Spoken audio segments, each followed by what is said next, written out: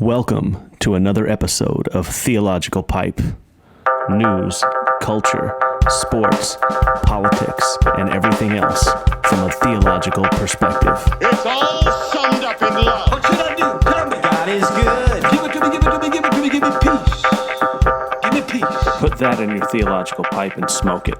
Hey, welcome to another episode of Theological Pipe, a mobile version. Again, driving to work, figure I'd do this now. If you're watching on YouTube, click the subscribe button, the like button, the comment button.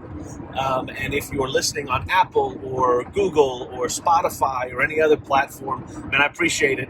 Want to just do a real quick one. Of course, everyone probably knows by now that the President and the First Lady have been diagnosed with COVID. From the sounds of it, they're okay, they're doing fine, but they have COVID.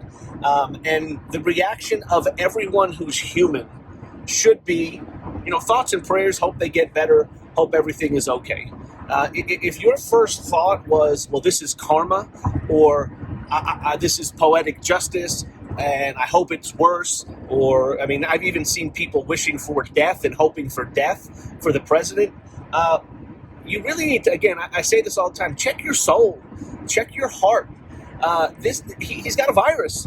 It's a virus. It's not karma. He's been going around for 7 months kind of doing what he does. So if it would have been, it's because he didn't wear a mask, well, he would have got it 6 months ago.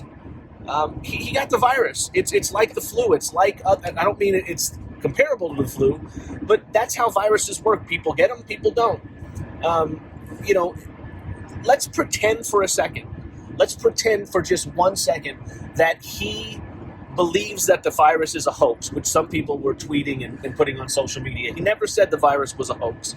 He never treated it as a hoax. And he did do some steps to try to minimize what had happened. Could he have done things better? Sure. But what could he have done different? Maybe just been better with the press. That's what they're upset is because he doesn't bow down to them. But the fact of the matter is, he didn't call it a hoax. He did take it seriously with some steps to try to minimize it. He did listen to Dr. Birx and Dr. Fauci when it came to things that they needed to do in terms of closing down the economy, putting in these mandates, making hospitals in places that need it, sending ships. But let's pretend for just 1 second. Let's just pretend for a second that he thought it was a hoax and he didn't listen to his doctors. He didn't care what the science said. He didn't care what the doctors said. He just said, I don't care. And then he catches the virus. If you think that you have any moral ground or any standing to sit there and pretend that you can say, well, he thought it was a hoax and he didn't take the doctor seriously, so it serves him right to get coronavirus, and I hope he dies. Unless you can sit there and show that you are the perfect weight for someone your age and height, if you can show that you eat only perfectly healthy foods and you exercise the prescribed amount for adults in the United States of America or the world, then maybe you have a leg to stand on to say he should have listened to doctors and he shouldn't have called it a hoax, which he didn't, but let's pretend for this scenario that he did.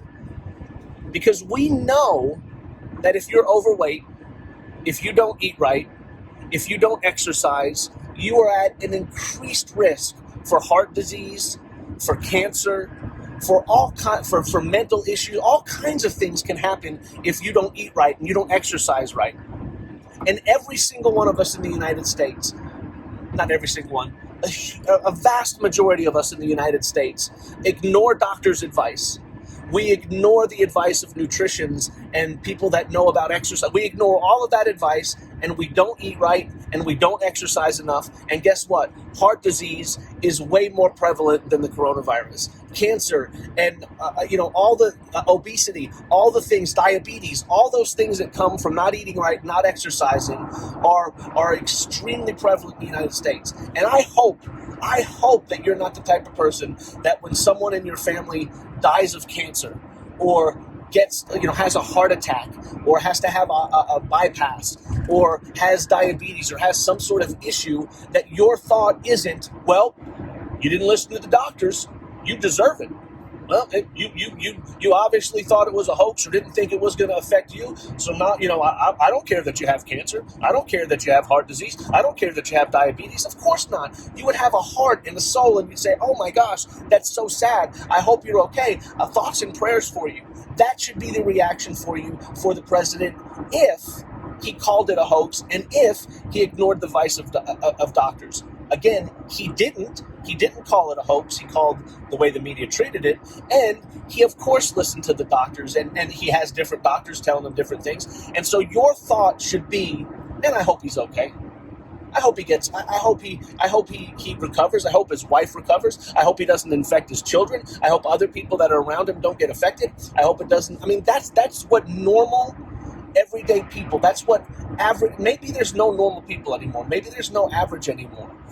And I know there is. And I know, when you get on social media, you always see the worst of the worst.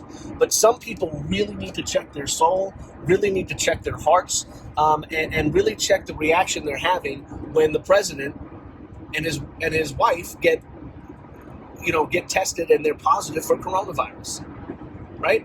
How about, I hope he's okay, and I hope the recovery's quick, and I hope he gets back to doing what he needs to do, because he's the president. He's our president, and he will be until the election, and if he's reelected, he'll still be president. And if he's not reelected, we'll have a new president. And our job as Christians, so let's go to a theological point for a second, as someone who believes in God and someone who's a Christian, our job is to pray for those that are in power, to pray for those that God puts and appointed to lead us, and he's our leader, and we need to pray for him. We need to pray for strength and wisdom and courage and healing, and let's do it. Pray for him. And if Biden becomes president, you pray for him too. That's what you do. That's what Christians, that's what believers are supposed to do. If you believe that there's a God, and you believe that there's an intelligent designer, and you believe that he would have to be all-knowing and all-powerful, and he knows what he's doing. So pray, again, if your first reaction was snark, if your first reaction was it's karma, if your first reaction was, well, I hope he doesn't recover, then you really need to check your soul, really need to check your heart, because that's not the world you want to live in. And I mentioned yesterday in a podcast about a quote by Nietzsche that said, be careful when you fight a monster that you don't become a monster yourself. Be careful when you fight the monster that you don't become the monster yourself. And I don't think Donald Trump is a monster. I don't think he's a wonderful human being. There's positive and negatives for the guy, but he's a human just like the rest of us. And so even again, let's pretend you think he's a monster. And you think he's rude and crude and says stupid things and treats people bad. Okay. So now when he gets coronavirus, your reaction is, I hope he dies, it's karma. You just became the monster yourself that you say that you're fighting against. Don't let that happen, right? Be nice, pray for people, be friendly, wish the best. And again, just that's what should happen. So if you're a soulless ghoul that is happy that Donald Trump got coronavirus, check yourself.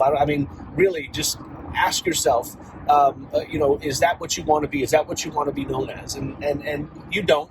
You can sit there and pretend that you do, but you don't. That's not who you want to be remembered as. So, for the president, for the first lady, healing, prayers up for strength. They get back to work. There's an election that's coming up, and I am not one of these people that say it's the most important election of our lifetime, because every 4 years, that's what they say. It's an election. After the election, the sun's going to come up and people are going to go to work and they're going to hang out with their families and friends and they're going to go about doing things. And we'll talk more about that. I have I'm working on something for another podcast talking about Henry David Thoreau and how his quote about the government is best which governs least could not be more accurate, especially these days. And we'll talk about that. But, just pray and wish the best, and don't be a ghoul. Don't become a monster when you're fighting against someone you disagree with. Don't do that. So that's it. Just put that in your theological pipe and smoke it and be nice. We'll see you next time. Well, bye.